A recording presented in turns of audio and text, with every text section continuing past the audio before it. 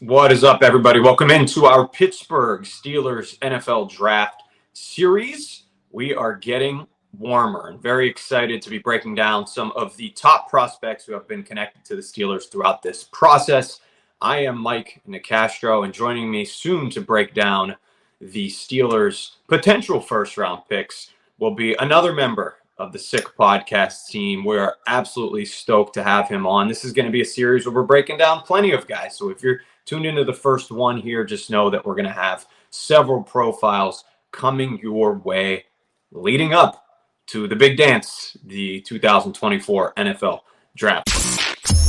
Turn up your volume. Because you're about to listen to The Sick Podcast.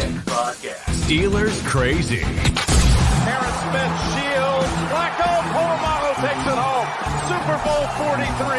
Pittsburgh might be bound for that thanks to number 43. The sickest Pittsburgh Steelers podcast. Sports entertainment like no other. It's gonna be sick. So without further ado, let's bring in draft consultant, analyst at NFL Draft Lounge, more importantly, big-time contributor over here at the Sick Pod NFL Draft. It is John Vogel. John, what's up, man? Mike, same stuff, different day. But, we're getting closer to drafts, so life's a little bit better now, right? It's all good stuff. I love on your Twitter profile, by the way, and everybody needs to go follow you at Draft Vogel. You have John, and then quotation marks, Draft Vogel. Is that your actual middle name? No, actually. First name? So John is, yes. So the draft thing was kind of a joke because when we were doing this with Adam Rank, he comes on, he's like, we got Draft Vogel. Everybody calls you Draft, right? That's what it is, right? So it's just, you know what? I'll roll with it. We'll make a joke out of it. Yeah, you're Draft Vogel to us moving forward exclusively. All right, let's talk Steelers prospects, of course. That's what we're here for. And we're going to start in the trenches, man, because this is, I think, it's fair to say the biggest team need right now heading into 2024 really was not addressed in free agency. I want to start with Behemoth out of Georgia, Amarius Mims. Tell me a little bit about him first, just as a prospect, and then we'll talk about how he could fit into Pittsburgh. Yeah, so you want to talk about a guy that just looks like an NFL tackle from the moment you set eyes on him. That's Mims. He's got a great build to play tackle. He's 6'7", at 340. He's almost 6'8". He's got rare athletic and physical traits. Came into the year kind of projected as a day 2 pick with a lot of the advanced scouts, which would be, second to third round. But what I was kind of interested in first off is, when we talk about first round talents and people that you want to take up there, is you want guys that have those physical tools, that have those traits. So ultra strong, ultra competitive, good speed, lateral explosiveness and agility, things like that for those positions are typically what works. He's got all that. Now where you start to kind of, why we're not talking about him as the top tackle in the class, because first off, it's a deep tackle class. There's a lot of good ones.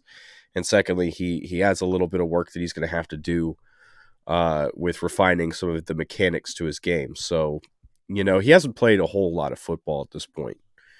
Coming into this year, he started just 8 games in his career. So he's a very raw type guy.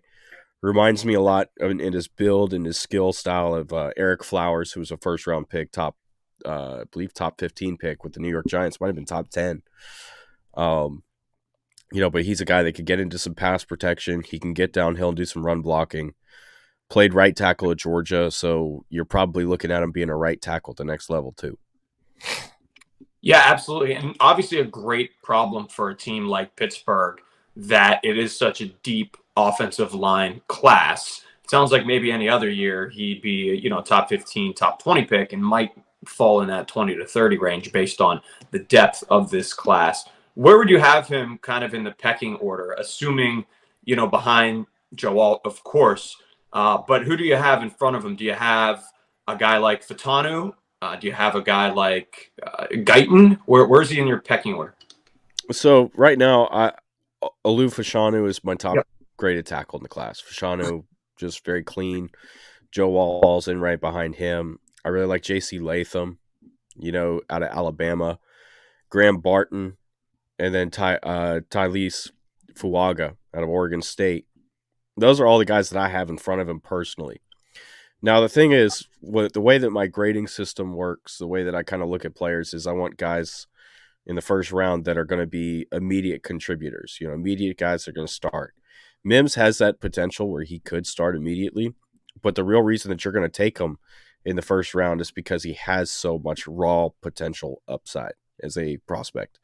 If he could get his hand placement in the right place, if he can clean up his feet, if he could be more consistent when he sets into his anchor, we're talking about a guy that could be a special tackle in the league. And like we said, hasn't played a lot of football at this point. When we're talking about started 8 games in his career, he started 6 this past year due to some injuries, started 2 behind Broderick Jones, last year.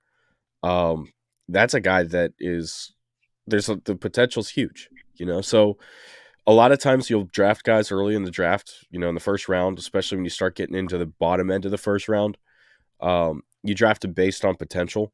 And that's why I think Mims probably gets into this range, because he's a guy that, hey, the ceiling's here. The floor could be here. The floor could be very low, but the ceiling is so high, that if we can get him coached up, if we can get him to buy into our program and do everything that he's supposed to, he's going to be a great player for us. It sounds like this is a guy who's going to need a little bit of time to develop. And I'm sure if you asked Steelers Nation and polled fans around the team, they want a guy who can step in from day one and take over for Dan Moore Jr., who has been below average objectively at left tackle.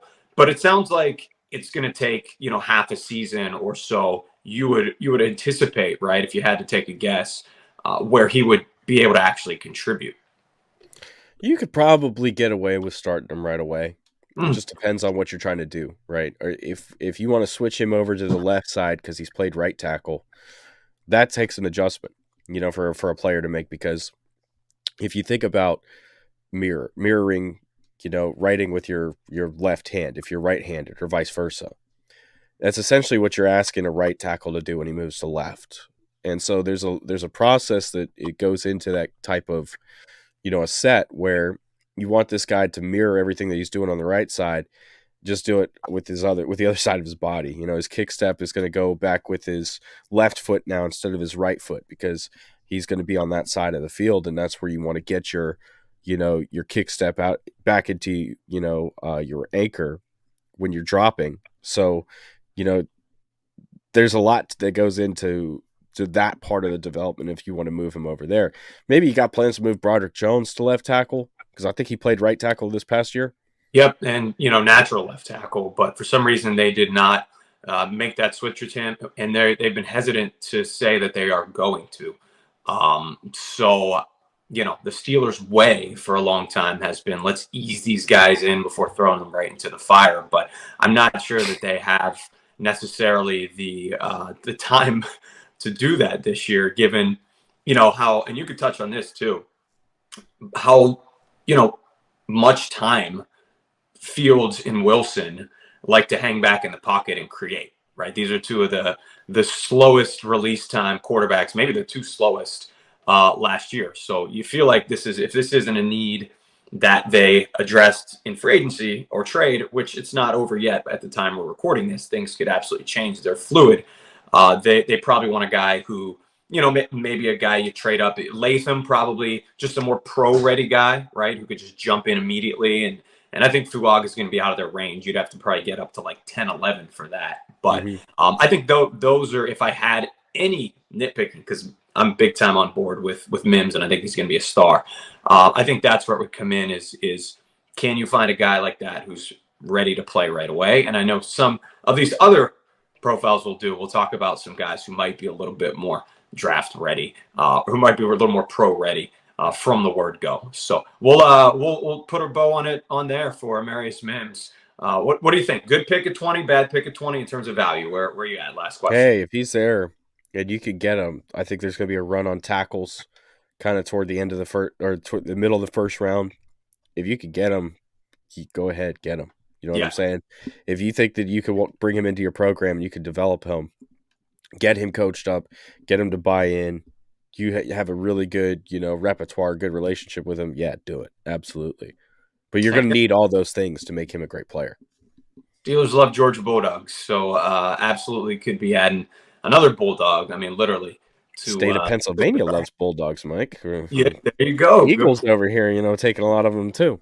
Darn right. I mean, yeah, my God, goodness. Carter, Ringo, Jordan Davis, on and on and on. So, yeah, Steelers trying to catch up there, and we'll see this year a deep Georgia class. Hey, come on, man. They produce a crap ton of talent, been the best team arguably for the last handful of seasons, that's for sure. So let's do it again another time. Thanks so much, John, for joining us, and excited to keep rolling here on the draft preview for the Pittsburgh Steelers. And that's a wrap. Hope you don't miss us too much until next time. Follow the Sick Podcast Steelers Crazy on YouTube, Instagram, Facebook, Google Play, and Apple Podcasts.